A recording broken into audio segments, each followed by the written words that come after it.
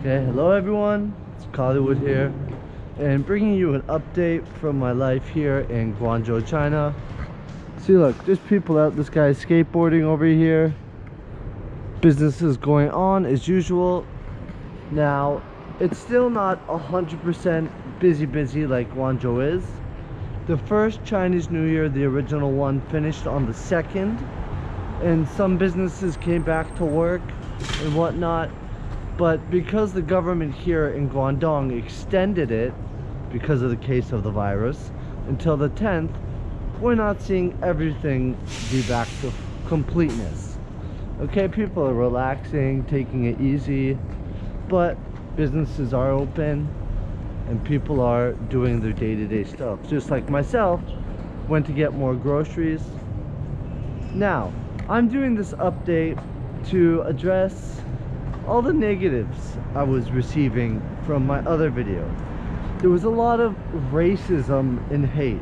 People were calling me a white panda, stupid, ignorant, because I was looking at what I'm living and around me and actually thinking for myself instead of going by media. Everyone's saying that, oh, China must be lying, okay, that I am brainwashed by China, and you know, it's just a lot of negatives. People are pointing fingers, and it was very anti-China. Now, I'm not pro or anti-China. My life is here in China, but I'm not trying to be like the Nathan Riches or all these other YouTubers that are like, China's the best. I see the faults and I see the positives, and I have my own opinion, okay?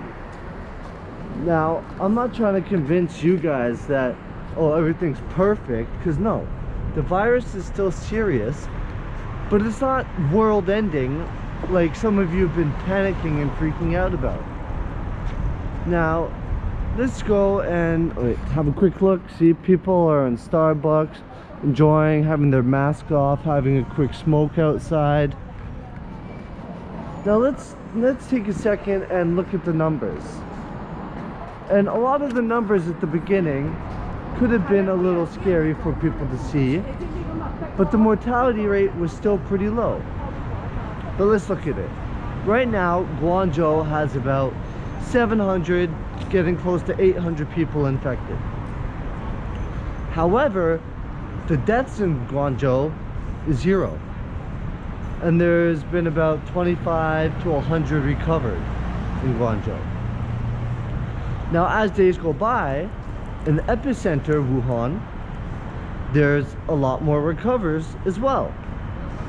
Yes, there's still some deaths, and Wuhan has the largest number of deaths, obviously because it's the epicenter, but most of those deaths were at the beginning of the outbreak, when it was very unknown.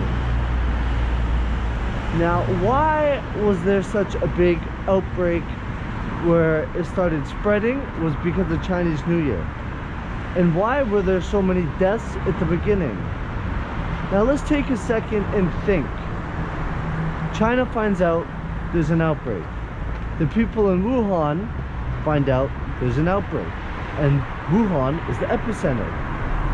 Then they list the conditions: fever, cough, body aches, sneezing, you name it. Flu symptoms are very similar to the coronavirus symptoms. Because you're living in Wuhan and you're not feeling well, you're sick, maybe you just have the flu, but you're elderly. You hear these symptoms and go, uh-oh, I live in Wuhan, the outbreak is here, we all need to rush to the hospital. So all at once, within a few days, all these people flooded to the hospital, causing the hospital staff to be overworked and starting to have breakdowns. Some people started to die, and they saw that, oh, this new virus we don't know a lot about is actually having people die, which causes even more panic. And with all that panic and all these people there at the hospitals were overwhelmed. they ran out of supplies. And now that they ran out of supplies, they also ran out of beds. So no face masks, no IV drips, no medication, and then overworked doctors who, you know, are tired now and can't control the situation.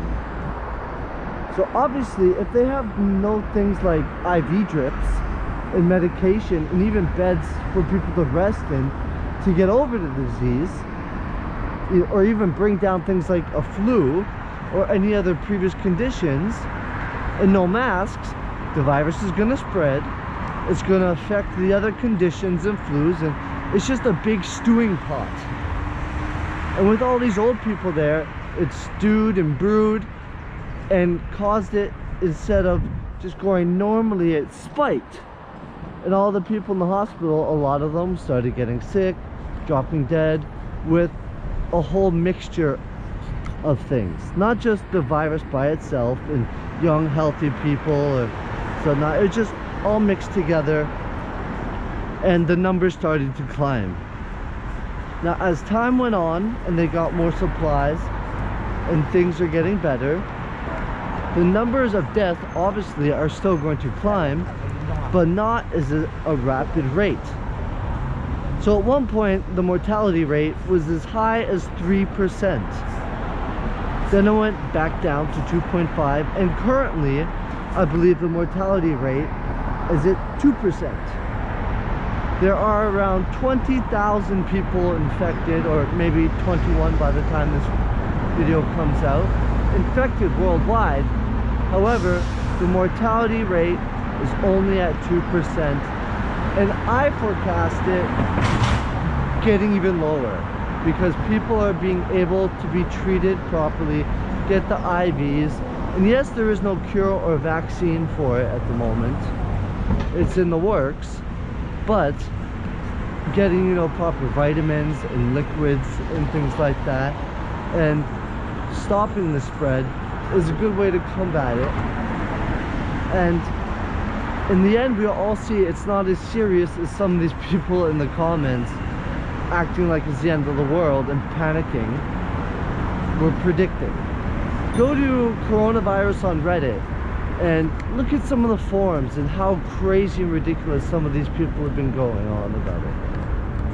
I mean, oh, it was just one big storm that brewed together at the right time of year to make it a really serious situation, but in the end, not so serious, just like the flu.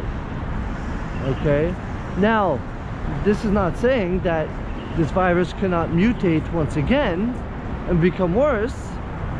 There's always a possibility, but this saying, you people that were being so negative and racist, you need to cut it out.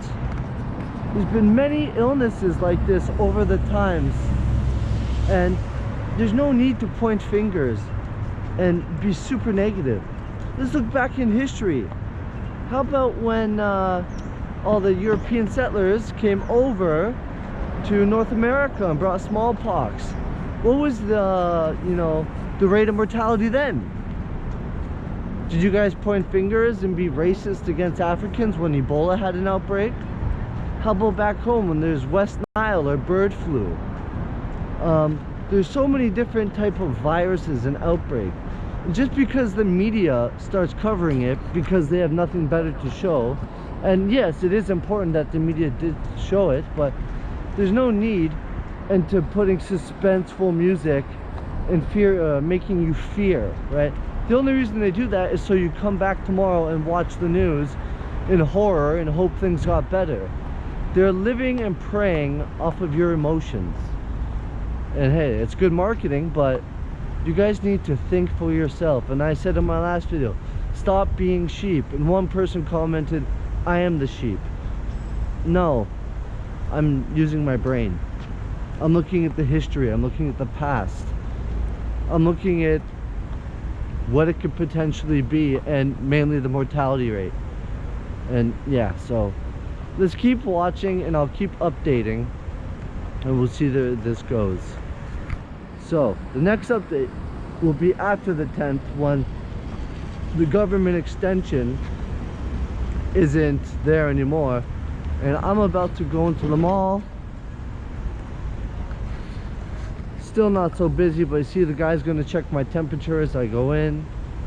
And even now the Meituan drivers, you have to go down to doors of apartments and stuff to get your food, but life's normal. I'm not freaking out, I'm not worried, I'm not pulling a Flora.